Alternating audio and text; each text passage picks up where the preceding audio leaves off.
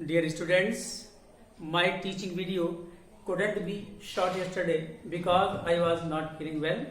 But today I am present here with a new chapter.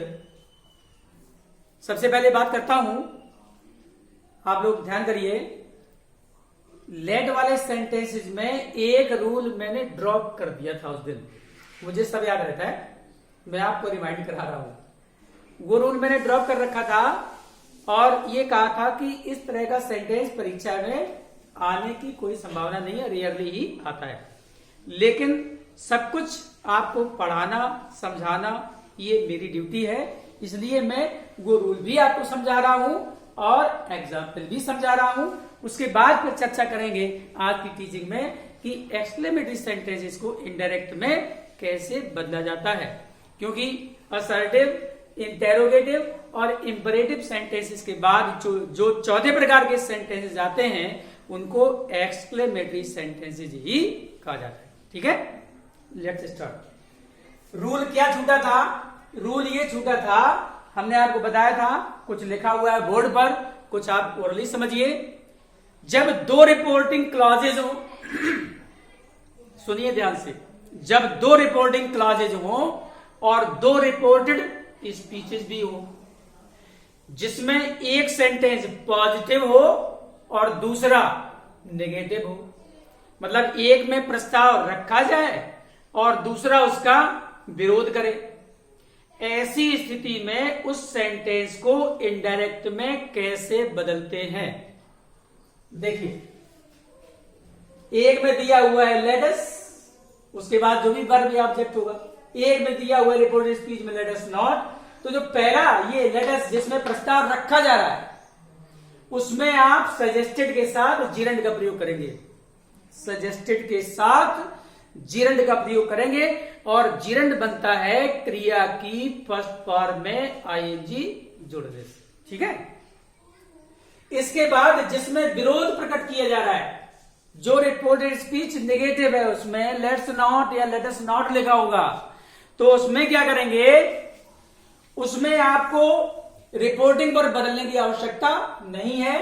Conjunction आएगा but, उसके बाद subject आएगा, subject के बाद जो भी हेल्पिंग वर्ब सब्जेक्ट के अनुसार होगी वो आएगी और अगेंस्ट इट का प्रयोग भी किया जाएगा। ठीक है, अब इसको ऐसे नहीं कहा जा सकता है कि एक सेंटेंस नेगेटिव एक सेंटेंस पॉजिटिव होने पर सेंटेंस को इनडायरेक्ट में बदलने की यही विधि है, तरीका जो मैं पहले पढ़ा चुका हूं, उससे भी अगर आप सेंटेंस इनडायरेक्ट में बदलेंगे तो वो भी करेक्ट ही है।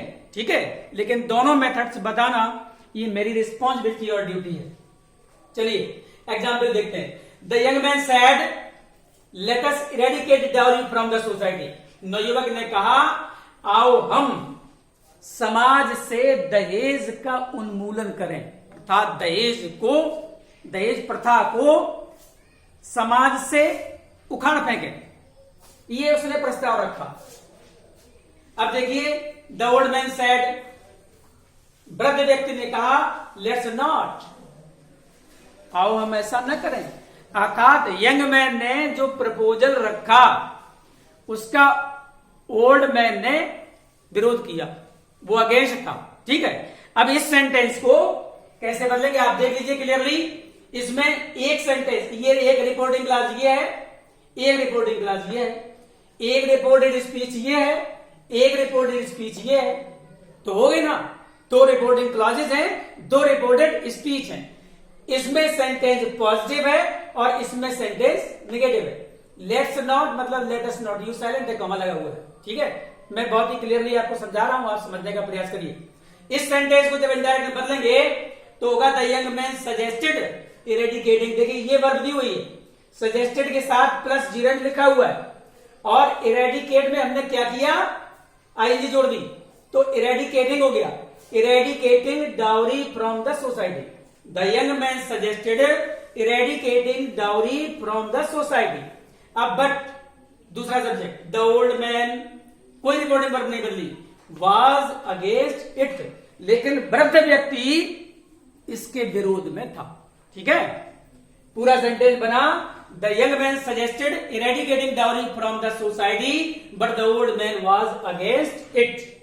मान लीजिए ये मेथड आपको कठिन लग रहा है, समझ में नहीं आ रहा है, तो परीक्षा में सेंटेंस आए इस प्रकार का या ना आए, लेकिन इंटरमीडिएट के बाद फिर आपको ग्रामर पढ़ने को नहीं मिलेगी।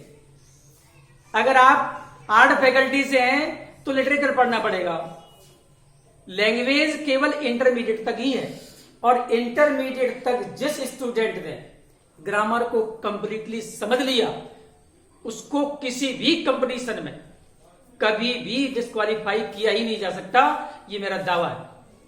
ठीक है, इसलिए मैं आपको हर मेथड समझाने का प्रयास कर रहा हूं। अब इस सेंटेंस को मान लीजिए हम दूसरे तरीके से बनाए, तो फिर वही पुराना वाला रूल प्रयोग करिए। द यंग मैन प्रपोज्ड, लिखा नहीं है, मैं ऐसे समझा रहा हूं, उसको ओरली समझिए। The young man proposed that they should, वही रूल है ना, that they should eradicate dowry from the society. ठीक है, कंजंक्शन में बट का प्रयोग किया ही जाएगा क्योंकि विरोध प्रकट किया जा रहा है। अब इस सेंटेंस को अगर बदलें तो हो जाएगा but the old man proposed that. ठीक है, हम कुछ भी न सजेस्टेड प्रयोग कर रहे हैं न जीरेंट बना रहे हैं, सीधा एक जगह दैट दे शुड, एक जगह दैट दे शुड नॉट का प्रयोग कर रहे हैं। ठीक है, तो the old man propose that they should not. ठीक है, एक जगह दैट दे शुड, एक जगह दैट दे शुड नॉट, ऐसे ही बन जाएगा। ठीक है, अब चौथे प्रकार के सेंटेंस की चर्चा करें जिनको कहा जाता है एक्सक्लेमेटरी सेंटेंसेस। एक्सक्लेमेटरी सेंटेंसेस को वाक्य में कैसे पहचानेंगे? इनमें दुख, आश्चर्य, प्रसन्नता, शाबाशी या प्रशंसा या पश्चाताप आदि प्रकट होता है। तो जितने फैक्टर्स इसमें प्रकट होंगे उतने ही फैक्टर के अनुसार रिपोर्टिंग वर्ब को चेंज किया जाता है। अंत में लगा होता है एक्सक्लेमेशन मार्क अर्थात विस्मय सूचक चिन्ह। Now the question is that how to change such types of sentences into indirect. इस प्रकार के वाक्यों को इनडायरेक्ट में कैसे बदलें? पहला रूल, रिपोर्टिंग वर्ब को सेंस के अनुसार बदलते हैं। रिपोर्टिंग वर्ब को सेंस के अनुसार बदलते हैं। सेंस कैसे लगाएंगे आप इधर देखिए, बिल्कुल क्लियर है। अगर दुख है तो एलास दिया होगा, एलास। दुख अगर है तो एलास दिया होगा, ये दुख का सिंबल है, हट जाएगा एलास। रिपोर्टिंग वर्ब को बदल देंगे एक्सक्लेम्ड विद सॉरो में। किस में बदलेंगे? एलास अगर दिया होगा तो एलास हट जाएगा, रिपोर्टिंग वर्ब को बदलेंगे एक्सक्लेम्ड विद सॉरो में। ठीक है, अब आश्चर्य अगर प्रकट होगा तो उसमें हाउ या व्हाट दिया होगा, बिगिनिंग में ही हाउ या व्हाट दिया होगा तो उसमें आश्चर्य प्रकट होगा, हटा देंगे इनको। रिपोर्टिंग वर्ब को बदलेंगे एक्सक्लेम्ड विद सरप्राइज में। अब हाउ और व्हाट वाले सेंटेंसेज में केवल अगर आप एक्सक्लेम्ड भी रखेंगे तब भी चलेगा, विद सरप्राइज नहीं भी जोड़ेंगे तो भी चलेगा। लेकिन और जो सेंस के अनुसार रिपोर्टिंग वर्ब बदली जाएंगी उनमें आपको नियमानुसार वो विद के साथ जॉय या सॉरो आदि जोड़ना पड़ेगा।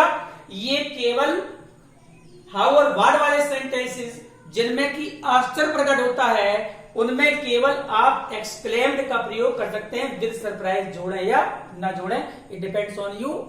आप प्रयोग कर भी सकते हैं, नहीं भी। ठीक है, अब फिर सेंस लगाएंगे हुर्रा या हुर्रे, दोनों प्रकार से इसका उच्चारण किया जाता है। वैसे हुर्रा बोलते हैं, अब किसी को हम चीयर कर रहे हैं तो बोलते हैं हिप हिप हुर्रे, है ना। दोनों प्रोनाउंसिएशन अपनी जगह सही है। अगर ये दिया हुआ है हुर्रे या हुर्रा, जो भी आप प्रोनाउंसिएट करें, तो ये प्रसन्नता का सूचक है, it's a symbol of Joy. तो रिपोर्टिंग वर्ब को बदलेंगे एक्सक्लेम्ड विद जॉय में, ये हटा देंगे।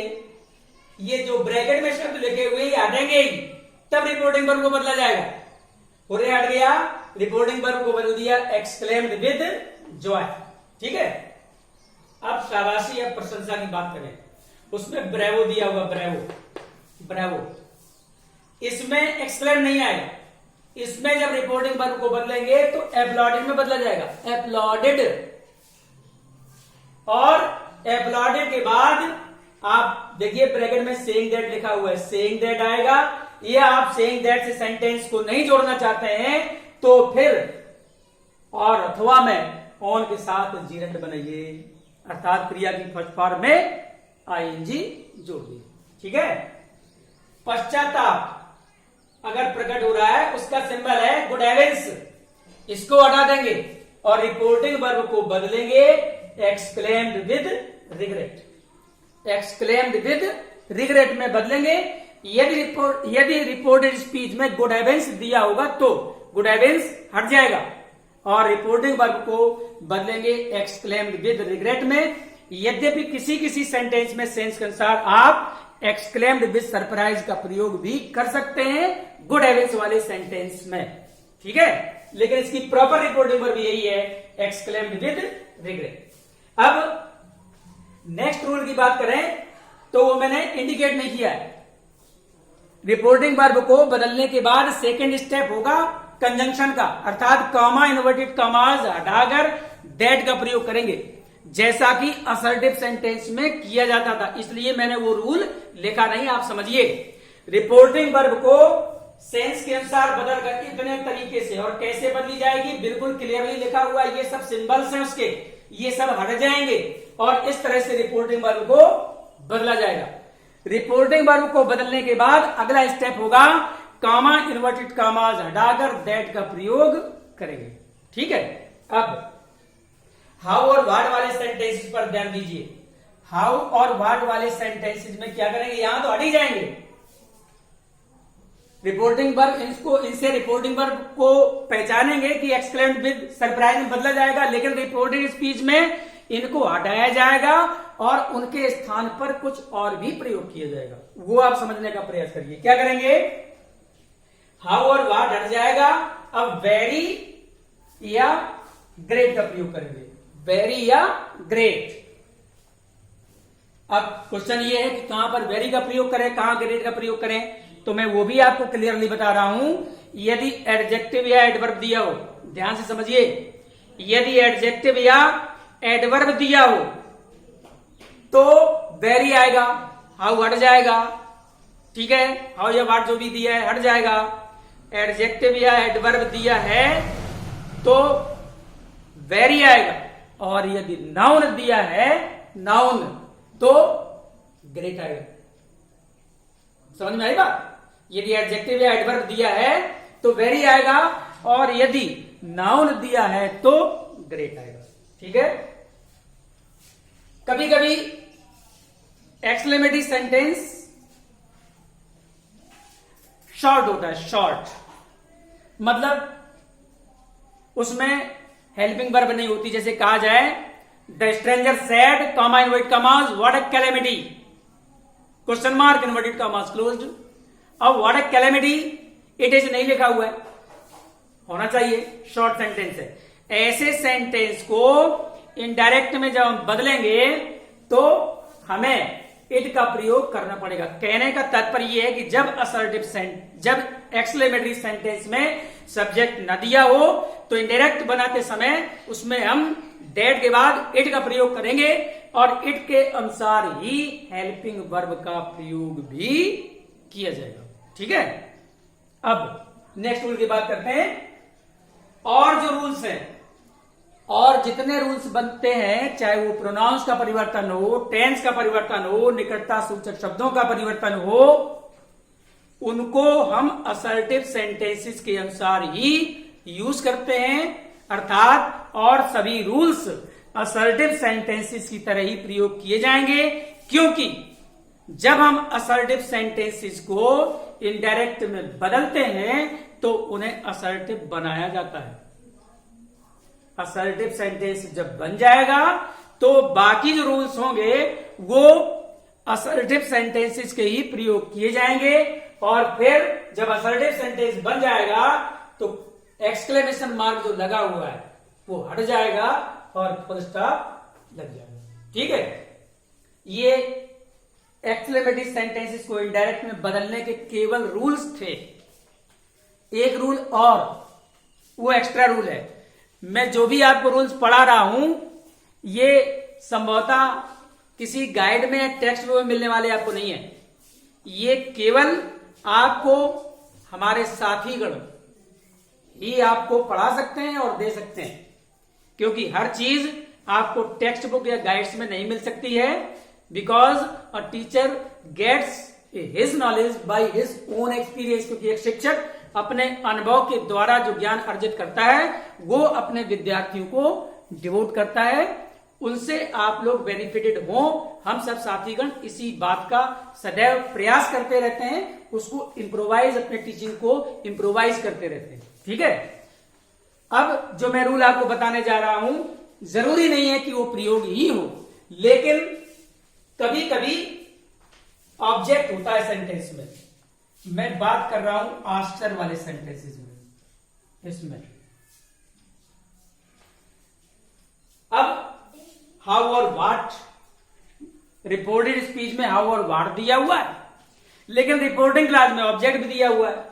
अब रिपोर्टिंग क्लास में जब हम रिपोर्टिंग वर्ब को एक्सक्लेम्ड में, ये एक्सक्लेम्ड विद सरप्राइज में बदल देंगे तो ऑब्जेक्ट तो लिखा नहीं जाएगा।